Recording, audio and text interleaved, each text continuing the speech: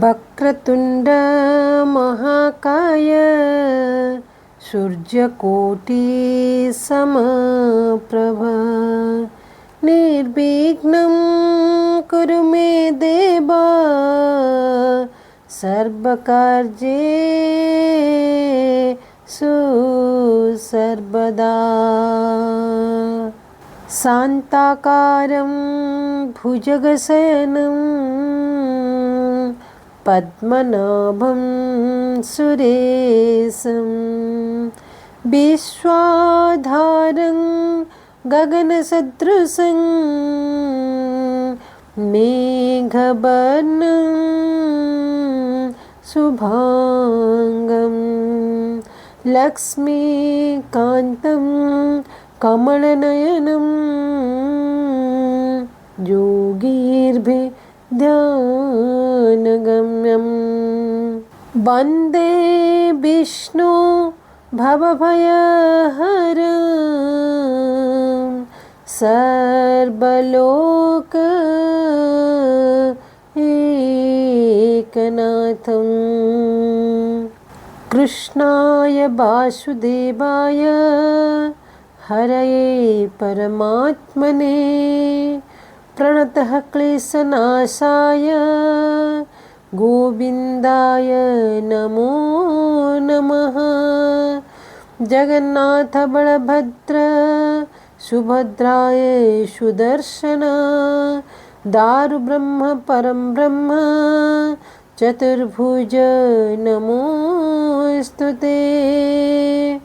नीलाचल निवासाय नित्याय परमात्मने बलभद्र सुभद्राभ्यां जगन्नाथाय ते नमः। ओम नमो भगवते वासुदेवाय। ओम क्लीं कृष्णाय नमः। जय जगन्नाथ, जय श्री कृष्ण, राधे राधे। आज आम वैशाख महात्म्यर सप्तम अध्याय पाठ करवा।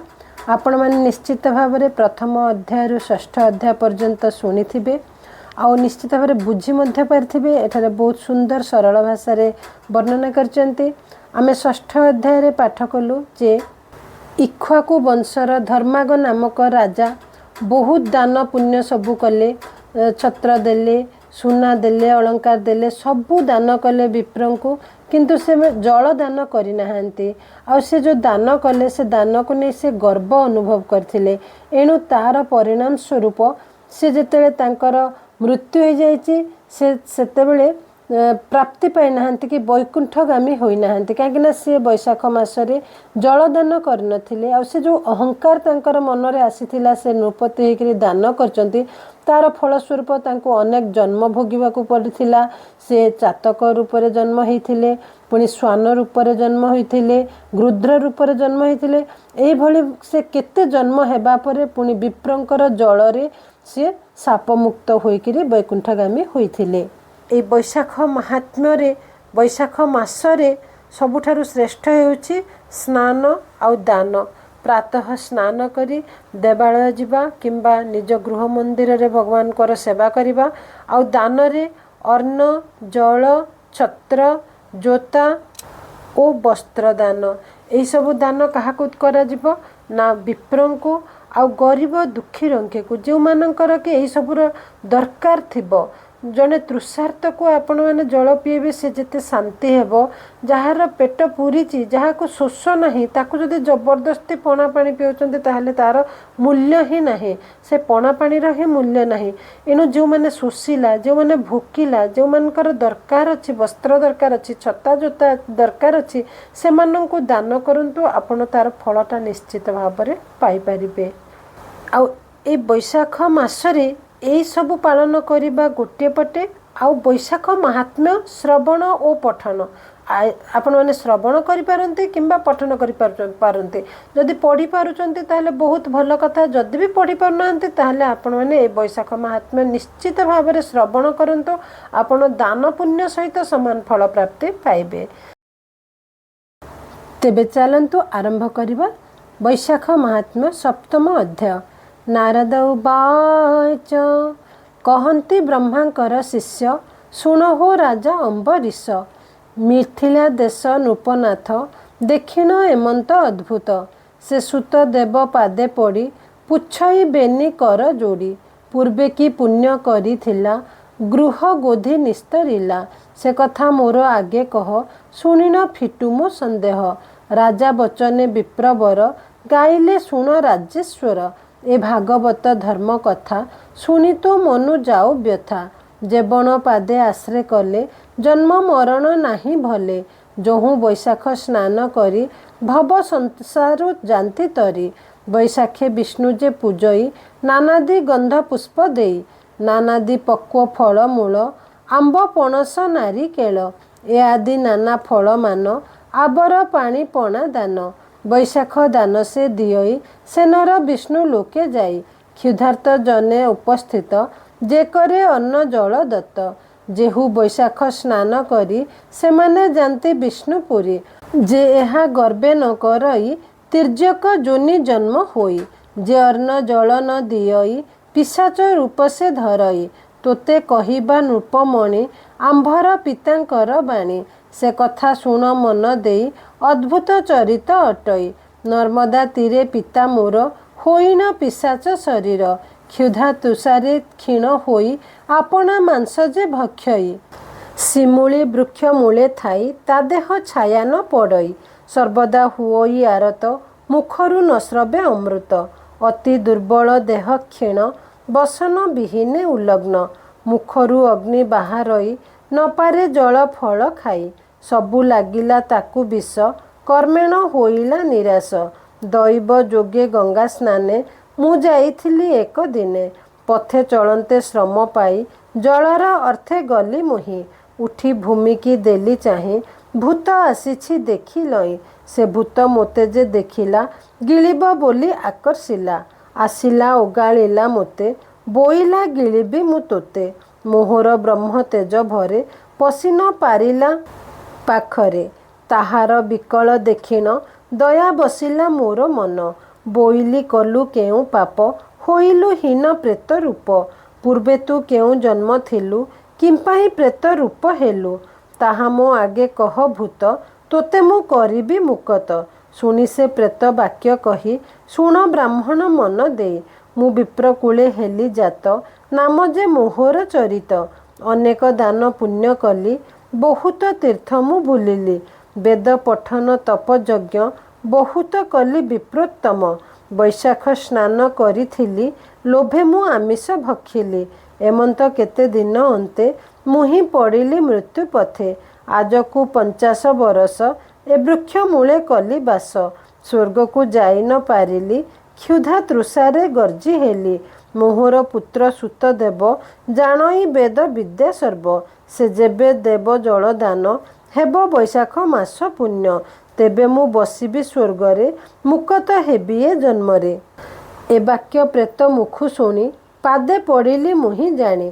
बहुत होइली आरत बोइली मुही तुम्भ पुत्र। एते कहिण कोलाग्रत करन्ते होइला मुकत। दक्षिणे दिव्य देह पाई बोइला मोर पुत्र तुही। तू मते करसी उद्धार एते बोलई विप्रवर। एमंत सुत देव शुणी धर्म अधर्म मने गुणी। बोइले पितांकु तारिबी बैशाख मास धर्म देबी। एते विचारी विप्रवर जल आनिले तत्पर। कुश हस्तरे गंगा नीर देली से होइले उद्धार। स्वर्गरु विमान ओइला पिता मो वैकुंठ को गला। मु जाई मिलिली गृहरे स्नान करिली बैशाखरे। पितांकु जलांजलि देई विप्रंकु दान जे देलई। ताहांकु करान्ते भोजन पिता मो बसिले स्वर्गेण। शुण सुचित्ते राजा तुही तो आगे धर्म कहिलई। नारद अम्बरीश आगे एकथा कहिले सरागे। बैशाख महात्म्यर रस गीते कहिले रामदास। इति श्री स्कंद पुराणे बैशाख महात्म्य नारद अम्बरीश संवादे सूतदेव कथा प्रसंगे नाम सप्तम अध्याय। ये थिला आमर सप्तम अध्यायर कथा।